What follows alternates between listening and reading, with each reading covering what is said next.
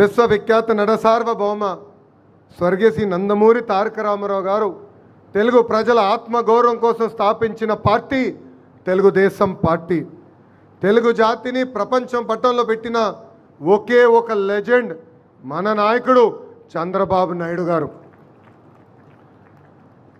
దేశ రాజకీయాల్లో మన పార్టీ ఒక ప్రభంజనం. పార్టీ స్థాపించిన 9 నెలల్లోనే అధికారంలోకి తీసుకొచ్చారు మన నాయకుడు అన్న ఎన్టీఆర్. మనకి గల్లీ పాలిటిక్స్ తెలుసు, ఢిల్లీ పాలిటిక్స్ కూడా బాగా అర్థమవుతుంది. ఓడిపోయినప్పుడు వెనక్కి తగ్గలేదు, గెలిచినప్పుడు కాళ్ళు ఎగరేసుకుని తిరగలేదు. నిత్యం ప్రజలకు అందుబాటులో ఉంటూ ప్రజల సమస్యలు పరిష్కరించిన పార్టీ ఒక తెలుగుదేశం పార్టీ. 44 ఏళ్ళ గొప్ప చరిత్ర ఉన్న పార్టీ మనది. అలాంటి పార్టీకి ప్రత్యేకంగా నన్ను నేషనల్ వర్కింగ్ ప్రెసిడెంట్గా నియమించిన మన అధ్యక్షులు చంద్రబాబు నాయుడు గారికి, దాంట్లో కీలక పాత్ర వహించిన వేదిక ముంద నాయకులకి పేరు పేరున నా హృదయపూర్వక ధన్యవాదములు. ఒక మాటలో చెప్పాలంటే నాకు బాధ్యత పెరిగింది. యువగలం పాదయాత్రలో మిమ్మల్ని అందరినీ కలుసుకుంటూ మీ సమస్యలు వింటూ ఇప్పుడు అధికారంలోకి వచ్చిన తర్వాత ఆ సమస్యలు పరిష్కరించే దిశగా నేను పనిచేస్తూ వచ్చా. వాస్తవంగా చెప్పాలంటే ఈ పదవి అనౌన్స్ చేసినప్పుడు నేను చంద్రగిరి నియోజకవర్గంలో ఉన్నా.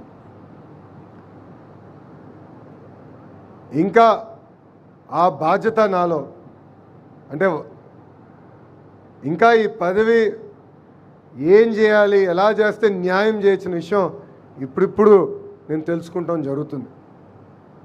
మొన్న నవ్వుతాన ఒక పక్కన బాధ్యత, ఇంకో పక్కన ఈ బరువుని కూడా మోయాల్సిన అవసరం ఉంది. ఇది కేవలం నా ఒక్కడి వల్ల కాదు, ఎందుకంటే వేదిక మీద పాలిట్ బ్యూరో సభ్యుల వైపు నేను చూస్తున్నా, వేదిక ముందల నాయకుల వైపు నేను చూస్తున్నా. కలిసికట్టుగా మనం పనిచేయాలి, కలిసికట్టుగా మనం ముందరికి వెళ్ళాలి. అప్పుడే మనం అనుకుంది మనందరం సాధించగలుగుతాం తప్ప ఏదో నేను ఒక్కడనే చేయగలుగుతాను అన్న అహంకారం నాకు లేదు. కానీ లోకేషే అన్నీ చేయగలుగుతారని మీరు అనుకుంటే చాలా పొరపాటు పడుతున్నారు. కలిసికట్టుగా పనిచేద్దాం. ఏ ఆశయాలతో అయితే మన పార్టీని ఆనాడు విశ్వవిఖ్యాత నట సార్వభౌమ స్వర్గీయ శ్రీ నందమూరి తారక రామారావు గారు స్థాపించారో ఆ ఆశయాలతో మనం అందరం కలిసికట్టుగా ముందరికి నడవాలని ఈ సభాముఖం మిమ్మల్ని అందరినీ కోరుతున్నాం. పాదయాత్రలో నేను కార్యకర్తలకు హామీ ఇచ్చా, నాడు నేడు ఎప్పుడు మీకు అండగా నిలబడతానని చెప్పా.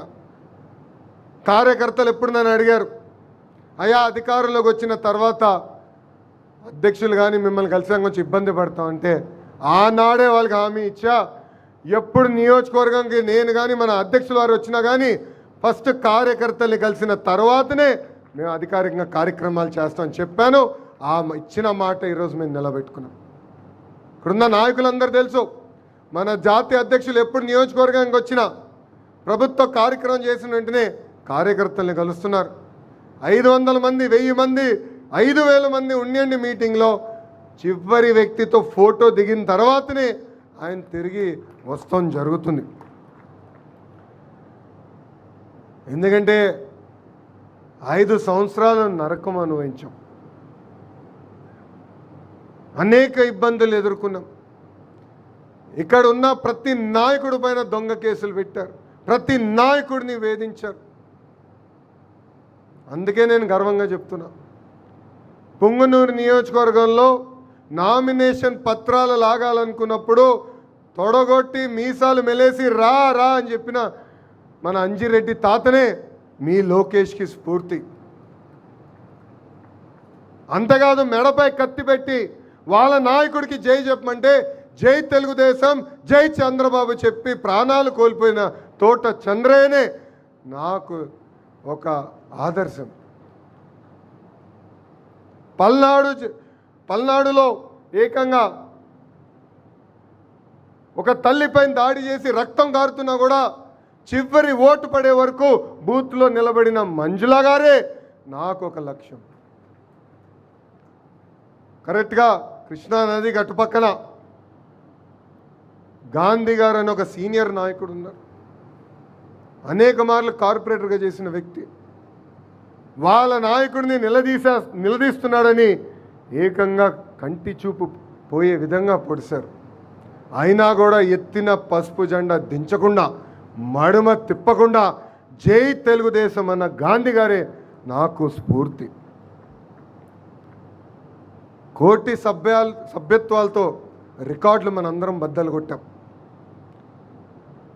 కార్యకర్తల సంక్షేమమే ఒక లక్ష్యంగా పెట్టుకుని మనందరం పనిచేసాం.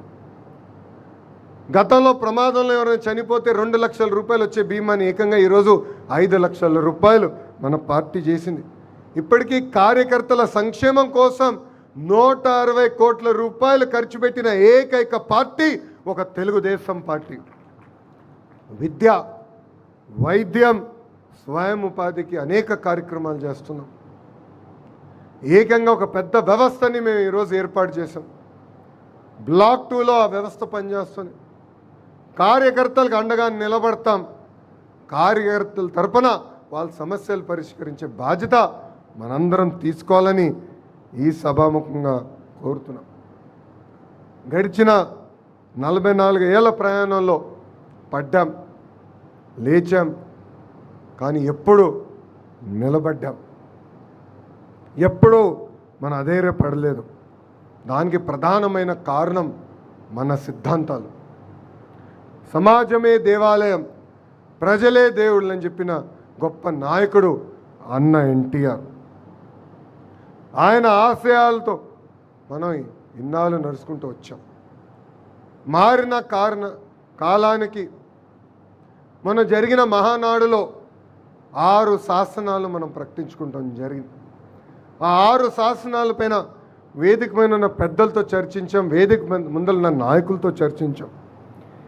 ఏం పెడితే బాగుంటుంది, రాబోయే 4 దశాబ్దాలు పార్టీని ఎలా నడిపించాలి, ఆ మార్గం మనం ఎంచుకోవాలని నేను కోరుతాం జరిగింది. అందులో మొదటిది తెలుగు జాతి విశ్వఖ్యాతి, రెండోది యువగలం, మూడోది స్త్రీ శక్తి, నాలుగోది పేదల సేవలో సామాజిక న్యాయం, ఐదోది అన్నదాతకు అండగా, ఆరోది కార్యకర్తనే మన అధినేత. ఇది మీ అందరికి ఎందుకు గుర్తు చేస్తున్నానంటే, రాబోయే రోజుల్లో మనందరం నిర్ణయాలు తీసుకోవాల్సి వస్తుంది. అందుకే మనకి ఈ బాధ్యత ఇచ్చింది పార్టీ. ఒక్కసారి కళ్ళు మూసుకుని ఈ 6 శాసనాల గురించి ఆలోచించి సరైన నిర్ణయం తీసుకోవాల్సిన బాధ్యత ఇక్కడ ఉన్న మనందరిపైన ఉంది. గడిచిన 2 ఏళ్ళలో సంక్షేమ అభివృద్ధి జోడెద్దుల బండిగా మనం నడిపించుకుంటూ ముందరికెళ్తున్నాం. మనం అందించిన సంక్షేమం భారతదేశంలో ఏ రాష్ట్రం కూడా ఇవ్వట్లేదు.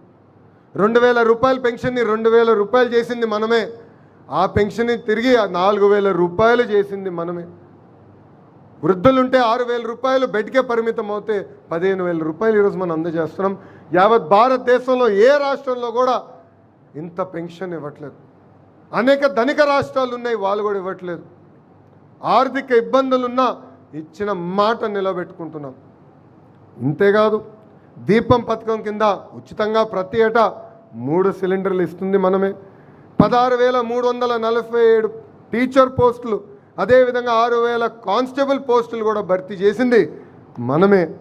ఇప్పుడు ఏకంగా 10,060 పోస్టులతో ప్రత్యేకంగా జాబ్ క్యాలెండర్ విడుదల చేసింది మనమే. ఏ డేట్ ఎగ్జామ్ పెడతాం, ఏ డేట్లో ఆ పోస్టులు కూడా భర్తీ చేస్తామని చెప్పింది కూడా మనమే. ఈ ఇంట్లో ఎంతమంది పిల్లలున్నా అంతమంది పిల్లలకి తల్లికి వందనం కూడా ఇస్తామని చెప్పింది మనమే. చేసి చూపించింది ఎన్డీఏ ప్రభుత్వం. అన్నదాత సుఖీభవ అందించింది మనమే. ఎన్ని ఆర్థిక ఇబ్బందులు ఉన్నా 1వ తారీఖు నాడు జీతం కూడా అందిస్తుంది మన ప్రభుత్వమే. ఆర్థికంగా ఎంత ఇబ్బందుల్లో ఉన్నో మనందరికన్నా మన ఆర్థిక శాఖ మంత్రులు కేశవ్ గారికి బాగా తెలుసు. అయినా కూడా బాబు గారు హామీ ఇచ్చారు, కూటమి ప్రభుత్వం హామీ ఇచ్చింది, ఇచ్చిన హామీని నిలబెట్టుకునే దానికి మనం వెనక్కి తగ్గేదానికి లేదని చెప్పి ఆయన కూడా ఒక ఆర్థిక శాఖ మంత్రులుగా అద్భుతమైన సేవ అందిస్తున్నారు.